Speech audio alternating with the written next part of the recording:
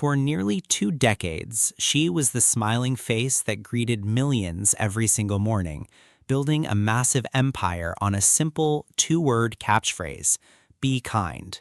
But when that carefully crafted mask finally slipped, it didn't just reveal a difficult workplace. It pulled back the curtain on a sequence of events so unsettling, it left the public questioning everything. What began as a sudden career collapse quickly spiraled into a series of tragic losses, high-profile departures, and a paper trail leading straight into the darkest corners of influence and power. The world thought they knew the full story, but the real mystery was only just beginning. When the long-running daytime empire abruptly came to an end, the official explanation pointed to shifting culture and backstage tension. Yet those who studied the timelines noticed a much more striking coincidence. The sudden shutdown occurred precisely as major federal investigations into high-profile illicit networks began reaching a boiling point. For years, whisper networks had suggested that certain platforms were used to elevate and protect specific individuals, but the sheer speed at which this media titan was dismantled felt less like a standard cancellation and more like a calculated retreat.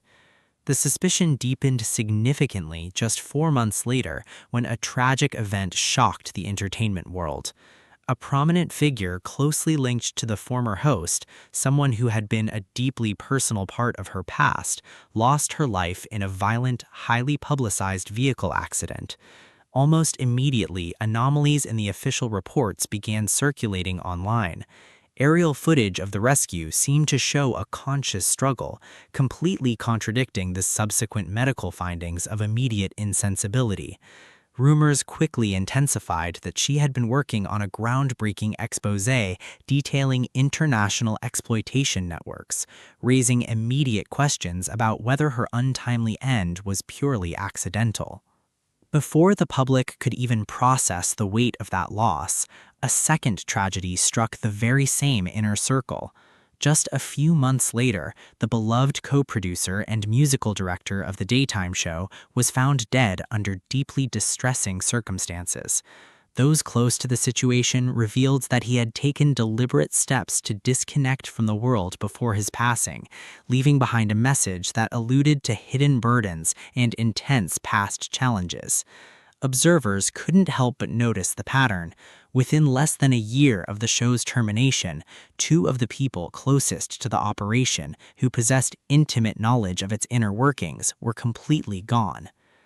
As independent investigators began digging through thousands of pages of unsealed federal files, a chilling piece of evidence came to light. The former daytime host's name wasn't just a rumor, it was explicitly listed within a massive index of over 300 high-profile individuals tied to a notorious private island network. Flight logs, communication records, and peripheral investigative materials confirmed her presence in the broader database. Online researchers even pointed to the bizarre, highly specific visual layout of her television stage, noting an uncanny architectural resemblance to the infamous structures found on that private Caribbean estate. The rabbit hole descended into even stranger territory as internet sleuths began re-examining old broadcast clips through a much darker lens. Over the years, the show had frequently featured casual, light-hearted discussions about extreme beauty treatments derived from youth-preserving cellular materials, alongside bizarre artistic symbols associated with historic elite rituals.